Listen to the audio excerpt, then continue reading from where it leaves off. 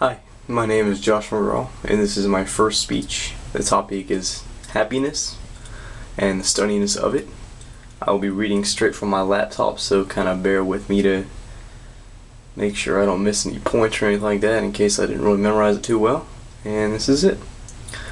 Life, love, and the pursuit of happiness is a well-known phrase that flourishes in the United States among other countries. Faster cars, bigger houses, nicer clothes. What more could you want, right?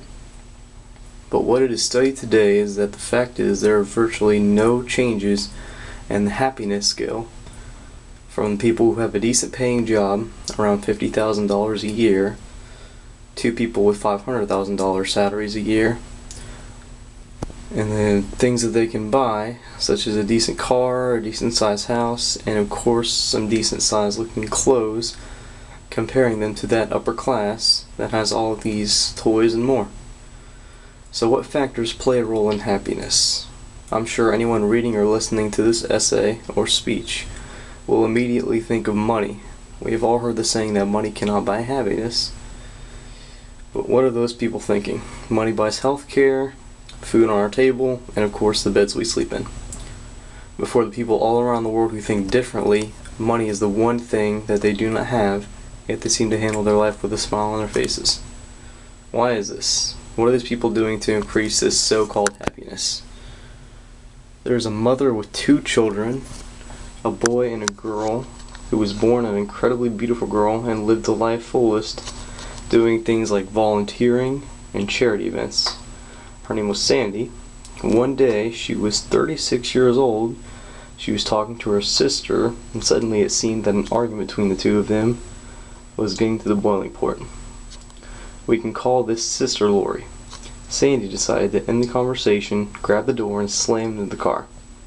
At the same time, her sister put her foot to the gas. The car sped up, taking Sandy with her.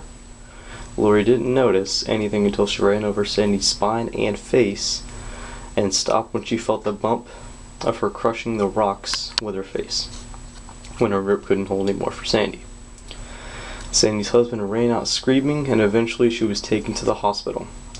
After dozens of surgeries, 3 or 4 near-death calls, and a 1-month coma, Sandy's face was put back together in a completely different way, and she was disabled. Sandy's husband became alcoholic, and eventually the two divorced. Sandy endured 9 years of depression, suicidal thoughts, recurring memories of her uncle abusing her as a child.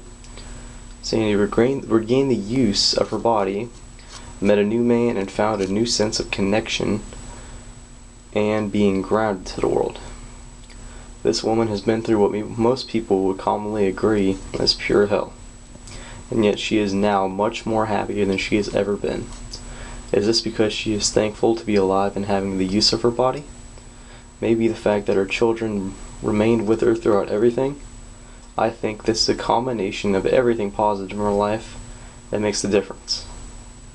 Sandy lives on a farm with her new life where money plays very little role. And despite everything, she is the essence of happiness. This mother proves that she does not need to let her past experiences define her life. She can build new ones with her new life. Rolando is a man who lives in the slums of India with his son and wife. For work, he rides a bicycle to the closest urban area with his rickshaw. Anyone that doesn't know what a rickshaw is, it's kind of like a hand-carried sleigh to carry people on top of. He offers rides to anyone and takes them anywhere, whether they abuse him, are drunk, or maybe they don't even give him in payment of what he expects. Would you be surprised to learn that this man is as happy as the average American? After he works, he comes home to his son, wife, and all of his neighbors, and thinks he is the luckiest man in the world. Obviously, money could play a role in this man's life, and of improving it, if he had enough to live the life of the average American.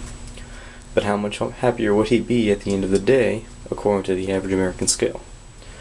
Rolando's life proves that he does not need money to live his life. He just needs the support of his friends and family.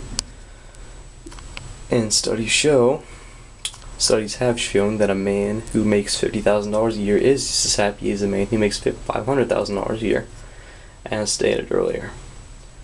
We are told 3 common things when we grow up: meet a nice girl or boy, get a job that you like, and make the most money you can. There are so many movies or TV shows that show a portrayal of someone who works at a job they hate purely for economical or money-related issues. I would be shocked to know someone who could not make a reference to at least one. I found myself in a slump a few months back. For me, naturally, I'm kind of a loner.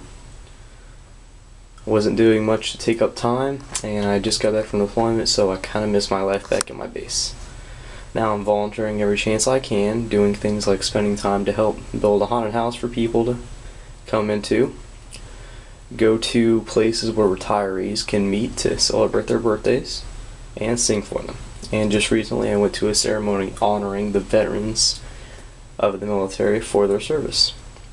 I'm playing football with my coworkers on the weekends, working out, training for a marathon, and thinking about if I would like to be a doctor or not in the future. While the doctor part can be considered part of the whole money and happiness thing, I do not, nor does any of the other activities that I have been doing, and think I'm happier and a better person overall after I do these things. So for anyone out there who thinks that they need a boost, you should try doing something where any kind of money does not play a role in this. For years, religion has always been a good substitute as an activity to help you cope with anything that's bringing you down.